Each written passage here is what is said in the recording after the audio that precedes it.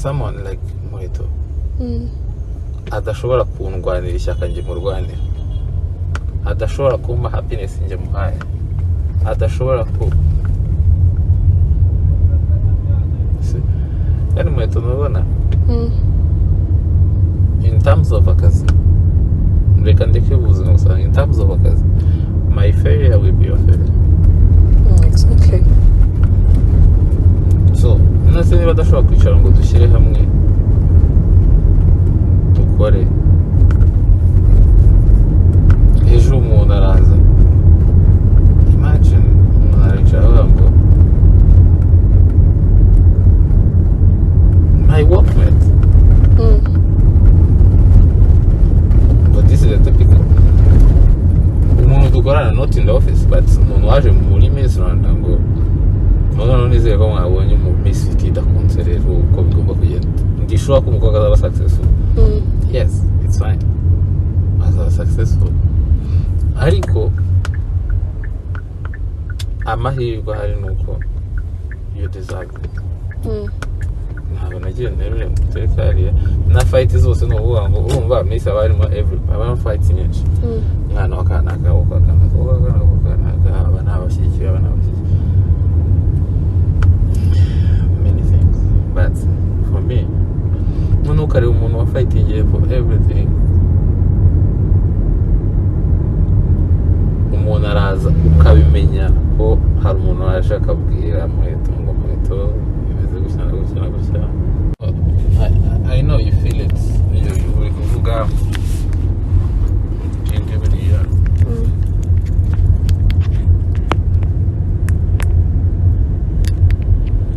hase ubu ko numva njyewe to be honest ndicara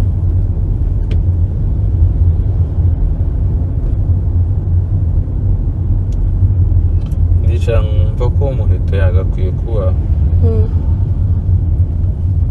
ubu ngubu ari kuri level yo kuvuga ngo ibyo bambwiye ni ukuri cyangwa se tabuze someone who can say I'm not feeling you. What?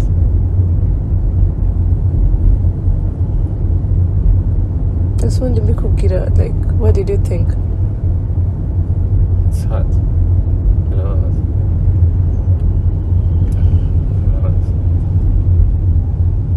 Ngo nawe duhurire ku kazi gusa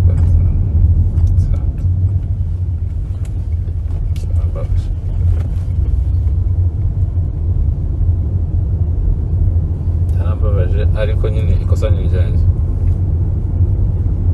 Ubundi ko wari umaze imyaka 10 n'ingahe, umaze imyaka like 10 years nkora this kind of beauty pageant, ntabwo ndagera muri circumstance igihe no mu contestant twumve turi ubundi feelings zanjye zimbwira ko if I like someone I avoid them, avoiding instead. So ubundi se muheto wamwizeyemo iki buryo umuwera open to that level, ariko nyine iryo ni ikosa naho ariko I agree, ariko nanone kuba nakoze ikosa, like kubona nakoze ikosa akahita ngira noneho ari umpenaliza, sinzi niba uri kumujuraho. Yeah, wakoze ikosa uwo ariko rero none uri kugupenaliza. Sad. Noneho ikindi kirimo mwete ntabwo nshaka kubyinjiramo cyane kuko niyo wabimbaza sinabivuga ko that's my life, that's not akazi kanjye. Ariko ukareba wumve mu mutwe wanjye intambara wararwaniye muheto since day one, utamuzi niyo histoire yawe sinari nyizi, uri kumva?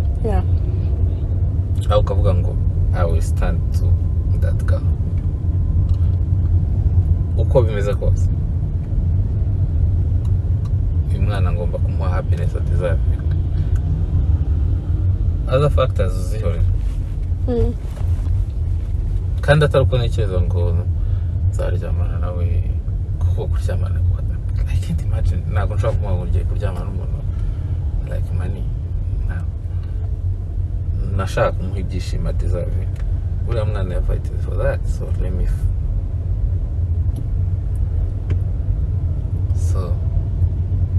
ibyo byishimo mushakaho ntabwo biguhaye kandi ikibazo uko atanabiguhaye nyine waguye muri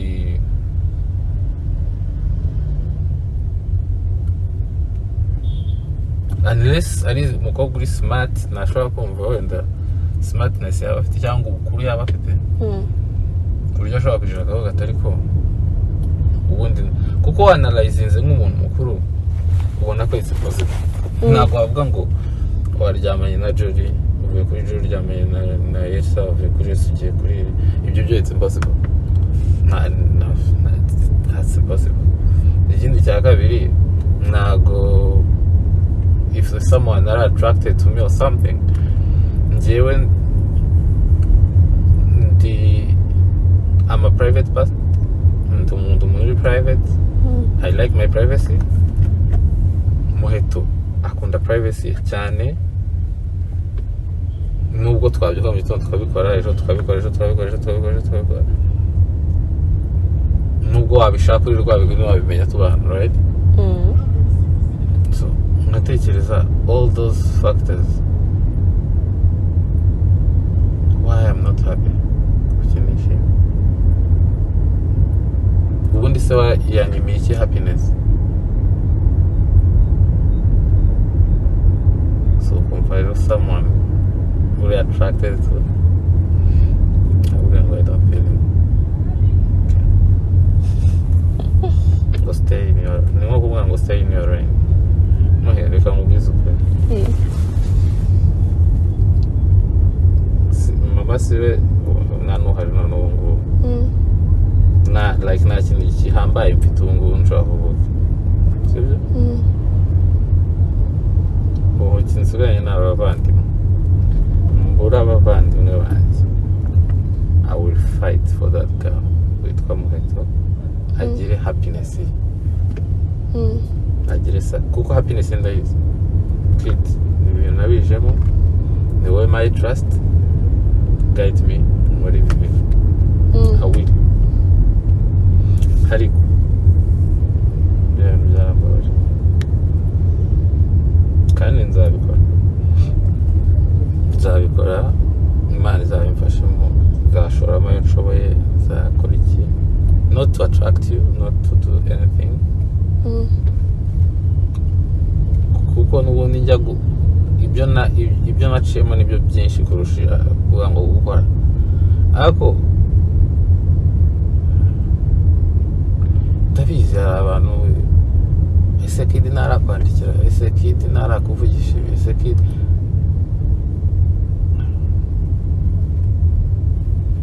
ndabizi birwaho barangabo n'ababikubaza n'abakora iki nko kibaza if someone like Muheto adashobora kundwanira ishyaka njye murwanira adashobora kumpa happiness njye muhaye adashobora ku yani Muheto mubona in terms of akazi reka ndeke ubuzima gusa in terms of akazi my failure will be your failure exactly so nase niba adashobora kwicara ngo dushyire hamwe dukore ejo umuntu araza imagine umuntu aricara avuga ngo my workmate but this is a typical umuntu dukorana not in the office but umuntu waje muri Miss Rwanda ngo mugano nizeye ko mwabonye mu Miss Kid akunze rero uko bigomba kugenda ndishobora ko umukobwa azaba successful yes it's fine azaba successful ariko amahirwe hari nuko you deserve it ntabwo nagiye nterure mu terefariya na fight zose no uvuga ngo urumva Miss abarimo abantu fights nyinshi mwana wakanaka n'abashyigikiye many things but for me nuko ari umuntu wa fighting for everything umuntu araza ukabimenya ko hari umuntu waje akabwira Muheto ngo Muheto bimeze gutya ukicarana na Muheto the whole thing nanakubaza atari kuba how about this person nanakubwira n'ibyo bavuganye uyu muntu mubana mute so cyangwa nk'ubu ngubu ni urugero njye nshobora kuza nkakubwira ati muheto urabizi all those friends ni abashuti banjye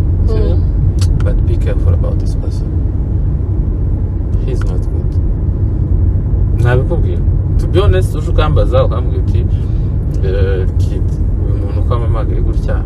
tukabonana muheto nagukunda sinabikunda ariko nakubwira ngo muheto I want to see you there ntabwo nshaka kukubona just like ngo agakamba kararanye uri no mu bantu ntekereza ngo Imana nidufasha tukaguma uko tumeze tuzakomeza gukorana even after Miss Rwanda sinshaka kukubona like dreams zawe ziba limited Imana izabidufashamo ariko nyine ukabona umuntu wo kunagufata ntunyumve nabi ntabwo mbona agaciro wamara kuza kuryamana nanjye trust me ntabwo ari byo mwiza kuryamana n'umuntu ni feelings ushobora no kuryamana nanjye utakamba ntabwo ari byo ndi kuvuga ariko nyine it's very bad ni ijambo ribi I don't feel you I don't feel you rero anyway sinzi ni ijambo wambwa nawe ni ijambo rigize rikomeye muheto to be honest naragukunze not as a girlfriend boyfriend no ndumva ukunda umuntu umwana ndamukunda ibya boyfriend girlfriend ibyo ni ibintu byizana birabyuka bikaza cyangwa nibize ariko n'umwana ndishimiye unyura umutima wanjye nkavuga ndakunda kabisa and I will try my level best to make her dreams good dreams at least ndi muri bake ntabwo nyine wa mugani we ntabwo nyiyumvamo it's okay it's fine I'm okay ariko how like ngo can you say a weekend nawe uza aho ngiye nawe uza aho agiye aho tugiye it's fine ngo no akamara izo nkazireba none hari ukuntu umuntu akwavoidinga ukabona ko ari kukwavoidinga ariko yananiwe kukubwira direct ngo can you stop that you get what I'm saying I get you so kandi muhetaranya avoidinga in a way nawe ubibona ariko ntabwo ndi to be honest nubwo naba ndi fake ariko nawe nyine hari igihe udashyiramo imiyago reka mwavoid like try to think ko his kid mukorana ariko nyine umuntu akakwereka ko that is fine okay it's fine muheto mubwize ukuri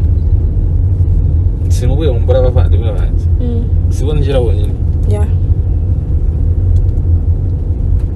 I will fight for you and I think mu bushobozi buke mfite bukeya pe butari na bwinshi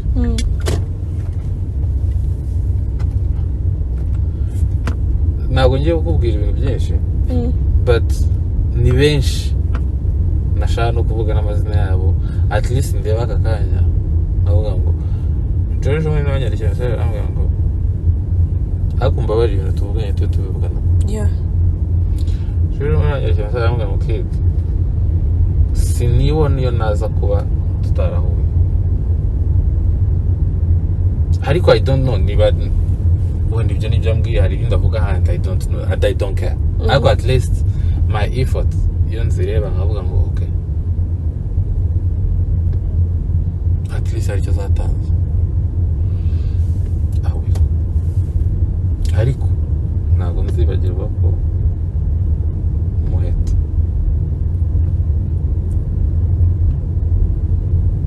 yanyumye happiness muheto yambwiye ngo don't feel you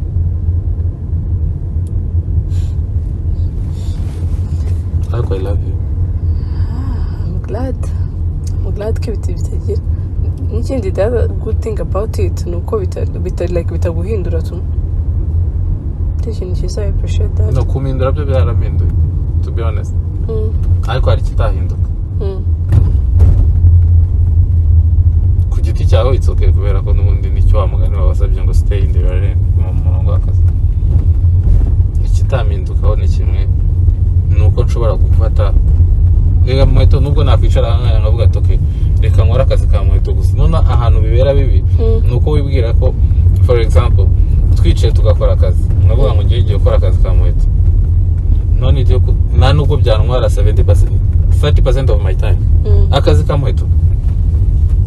no ni minota ingahe akazi kandi akaba successful urabona ko abamisi rwose nsawa yakoze ibintu ariko njyewe icyo nshaka is not that njyewe ndashaka personal growth ikimuteza imbere ya muheto no Miss Rwanda ibyo bizakora abantu bazishima bazabona ibiki bikorwa ngaho but icyo ndeba ni personal growth ku buryo umwana nishaka ngo wese ujuri ni yabaye Miss sabana se niba ibikorwa biraho ariko personal growth icyo ndeba ni cyo ngicyo personal icyo kiri personal so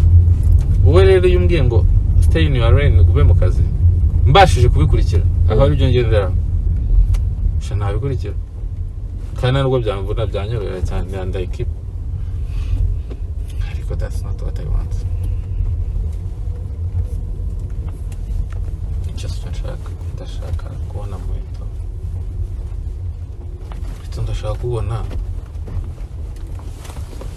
to be honest ndashaka kubona papa wawe mama wawe avuga ngo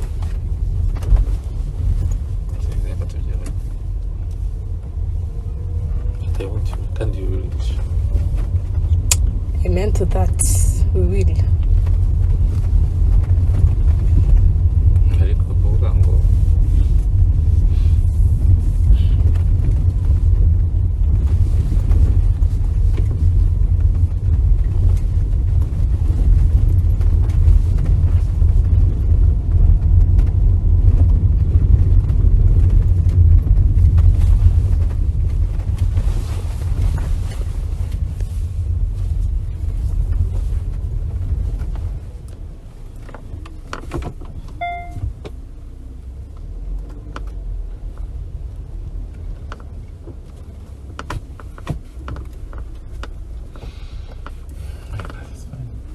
it's fine.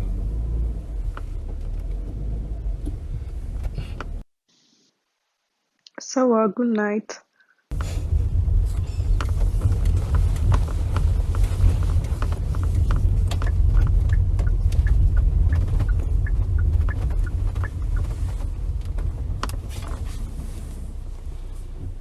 Thank you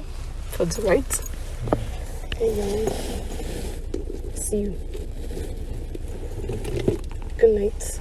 And you take care. I will.